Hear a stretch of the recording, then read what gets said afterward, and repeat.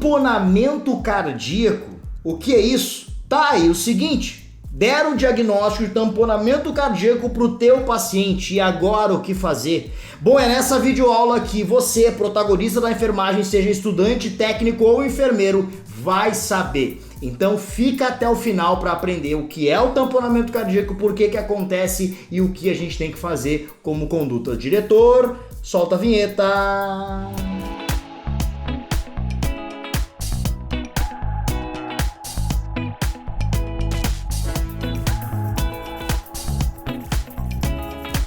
Sejam bem-vindos ao canal Enfermagem Protagonista, meu nome é Rafael Albuquerque, o Prof. Rafa, e estamos aqui em mais uma videoaula no nosso canal. Já peço para você aqueles nossos combinados para que essa videoaula chegue para mais pessoas da enfermagem. Para você curtir essa videoaula é só apertar aqui no curtir e já está pronto, não custa nada, é R$0. Para você se inscrever no nosso canal tem um botão aqui embaixo, é só apertar inscrever-se sem burocracia e você acompanha toda a programação do nosso canal. E também para que você compartilhe essa videoaula com um colega da faculdade, do curso técnico, com seu colega do plantão, se você já é profissional. Bom, o que é tamponamento cardíaco? Pelo nome a gente fica pensando, tamponamento, um tampão, cardíaco, coração. Então já dá para ter alguma noção do que é esse tal de tamponamento cardíaco.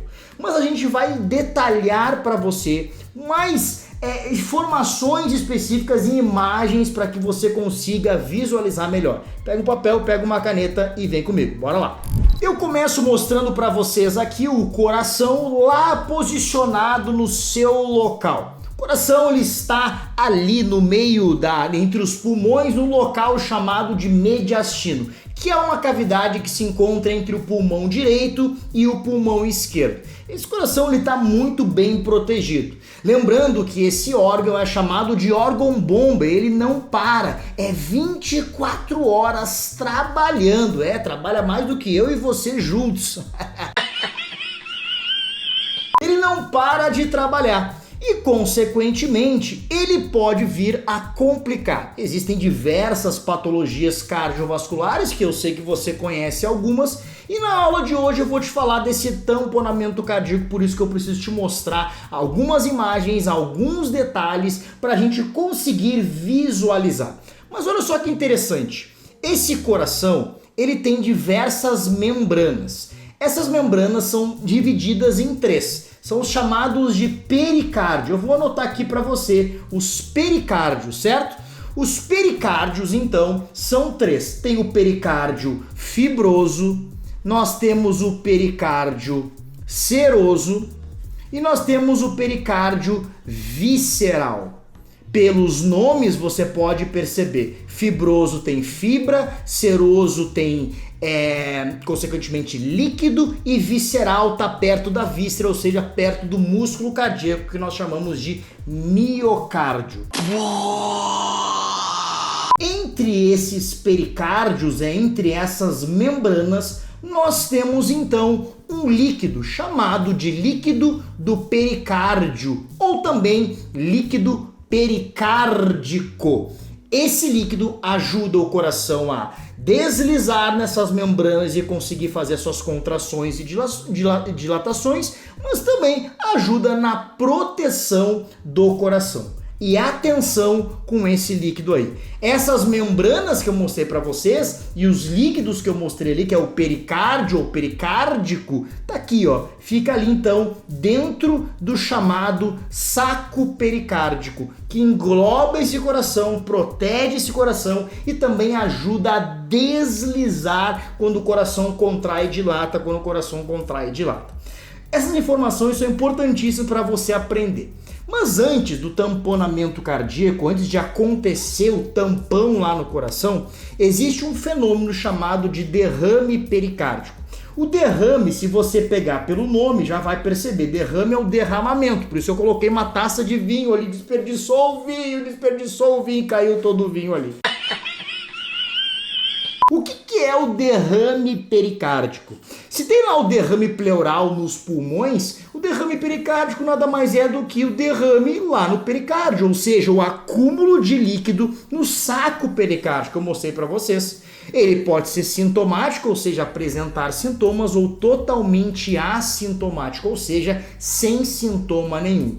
E esse derrame pericárdico pode, não é uma regra, pode evoluir para o famoso tamponamento cardíaco, que é o assunto central da nossa aula de hoje. Então tem que ter o derrame pericárdico, ou seja, o acúmulo de líquido do pericárdio para ocorrer o tamponamento cardíaco. E aí o que acontece? Olha lá, nós temos então o coração com os seus 3 pericárdios que está aqui normal, sem acúmulo de líquido nenhum, e depois nós temos aqui o derrame pericárdico. Percebam uma coisa, olhem essas flechinhas apontando, fazendo a pressão para o músculo cardíaco, exatamente isso que está acontecendo. Se aumenta o líquido nesse local aqui, aumenta a pressão sobre o coração. E o coração ele não consegue contrair como ele deveria. Ele fica apertado. Imagina só, como se estivesse apertando, com a pressão do líquido em excesso ali no pericárdio. Agora, olhem só essa imagem que eu coloco para vocês. Essa imagem ela parece inclusive muito mais real, com mais detalhes. De novo, mostrando para você a pressão que o líquido acumulado no pericárdio faz sobre o músculo cardíaco e que a gente tem uma consequência. Lembrando que isso aqui é o derrame pericárdio, o aumento do líquido pericárdio.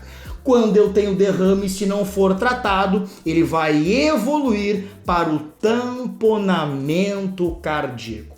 O que é exatamente o tamponamento cardíaco? Está falando o nome, tampão do coração. Se forma um tampão, aquele coração fica preso àquele acúmulo de líquido e não consegue contrair.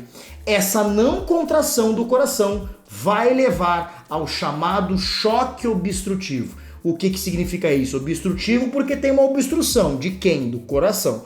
Choque porque nada mais não tem nada a ver com a parte elétrica. Choque por quê? Porque a hemodinâmica, a distribuição de sangue está prejudicada agora nesse paciente. Ele entra então em choque obstrutivo ocasionado pelo derrame pericárdico e como resultante aí deu o tamponamento cardíaco.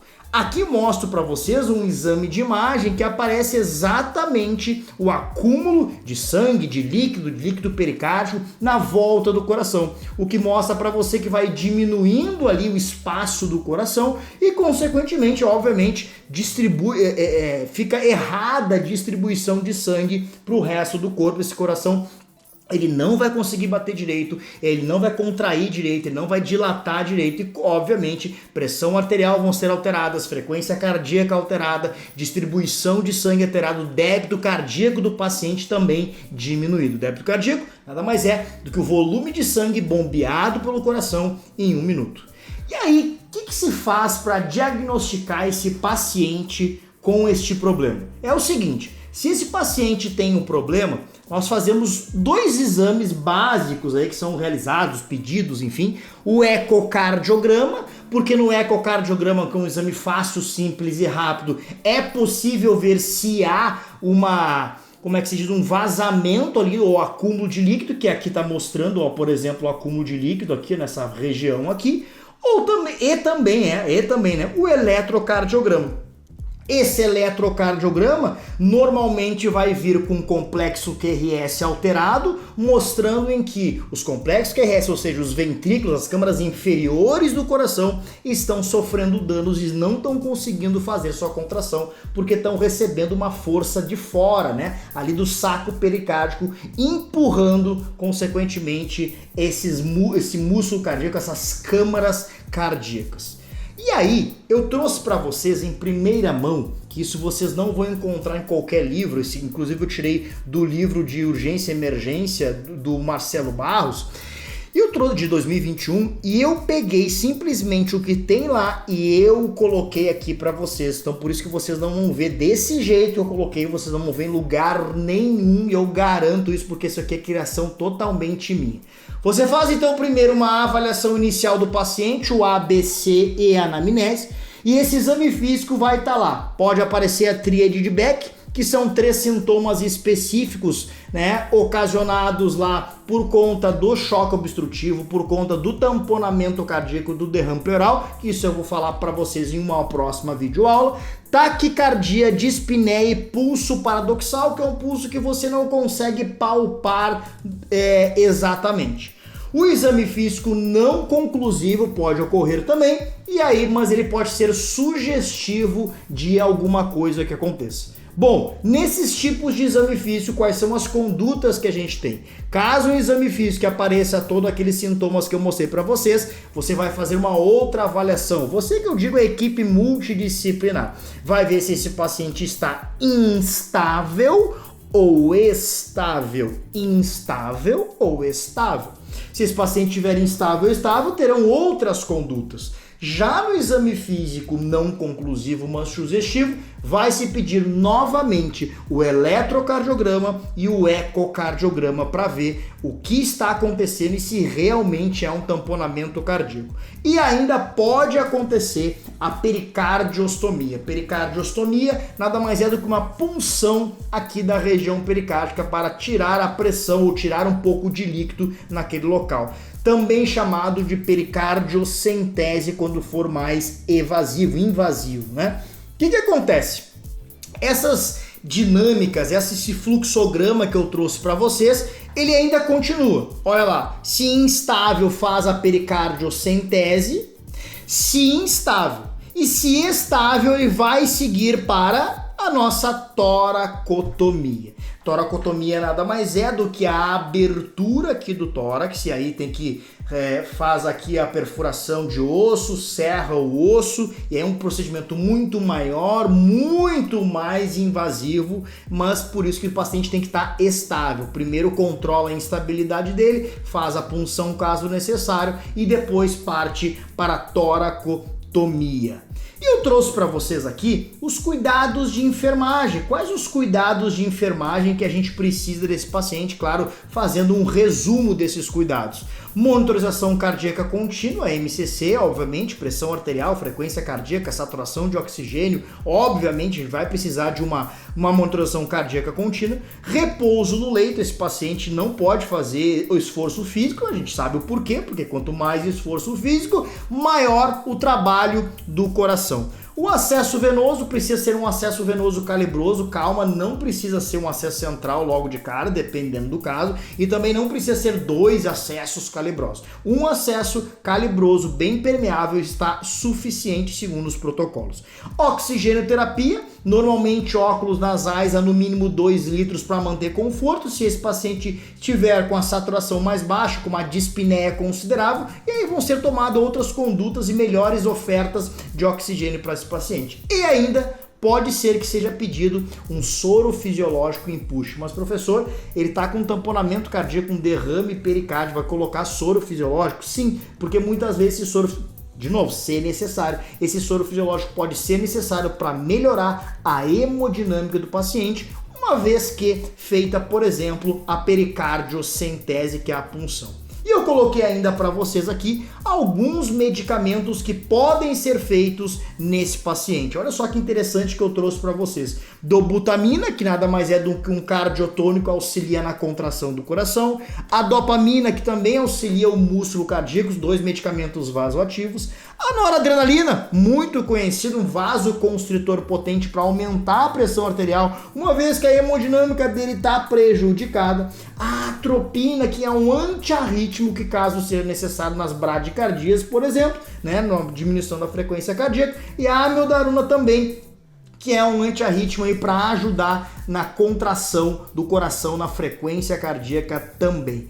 Essa foi a nossa videoaula onde eu mostro para vocês o que é tamponamento cardíaco, derrame pericárdico e também os cuidados de enfermagem para você. Agora você já sabe, não esquece, não deixa de curte aí a nossa videoaula, encaminha ela para o teu colega, te inscreve no nosso canal e continua aqui acompanhando o nosso canal na Enfermagem Protagonista. Até a próxima. Tchau.